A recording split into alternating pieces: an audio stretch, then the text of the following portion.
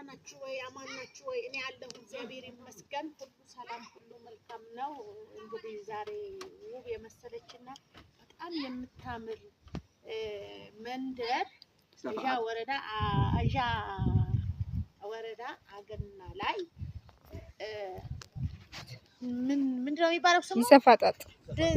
ድንሰፋ አጣጥ ላይ የሚያምሩ ቤቶች ያሉበት የሚያምር ጀፎሮ ያለበት እዛ አካባቢ ላይ ያው ፋሲካ በቤቴ ከሙሉ ሲከሰት እዛ አካባቢ ሄጄ ልዋል በማለት እዛ ሆኜ በቃ እያየሁኝ በጣም ደስ ብሎኝ እንዴት እንደሚያምር እዚህ ጋር ወይራ ነው። በጣም ነው የሚያምረው ሰፈሩ። ይሄ እንደምታዩ ሁሉም የሚያምር ገባዎች አሉ፣ ባህላዊ ቤቶች አሉበት። እንዴት ደስ እንደሚል ብቻ ልነግራችሁ አልችልም። እና ፋሲካን እንደዚህ ደስ በሚል ሁኔታ በእንደዚህ አይነት ሰፈር ላይ ነው የምገኘው።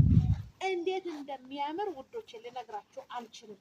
በጣም ነው የሚያምር እውነት በጣም እና በዚሁ አጋጣሚ ጉራጌ ማለት ይለያል የምንለው በምክንያት ነው። ምክንያቱም ባህሉን ወጉን የተለያየ ያለው እሴቱን በጣም ደስ የሚል ሁኔታ ስላለው እና በጣም ነው ደስ የሚለው። በጣም ነው የሚያምረው።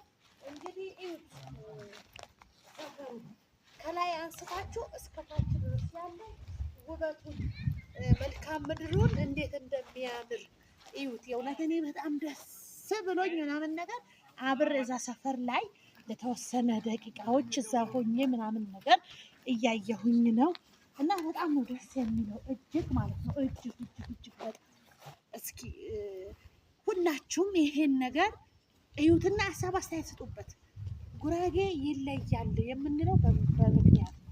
ምክንያቱም ጉራጌ ማለት ምን ልበላችሁ አንድ ኢትዮጵያ ልበላችሁ ኢትዮጵያ እና እንዴት እንደሚያምር እና ይሄ መንደር ማለት እዩት እስኪ ከእኔ ካለሁበት ወደ ላይ ደግሞ የሚያምር ባለው የሚያምር ህዝቡ ደግሞ ደስ ሲል ሲያምሩ ያላቸው ነገሮች በጣም ደስ ይላል።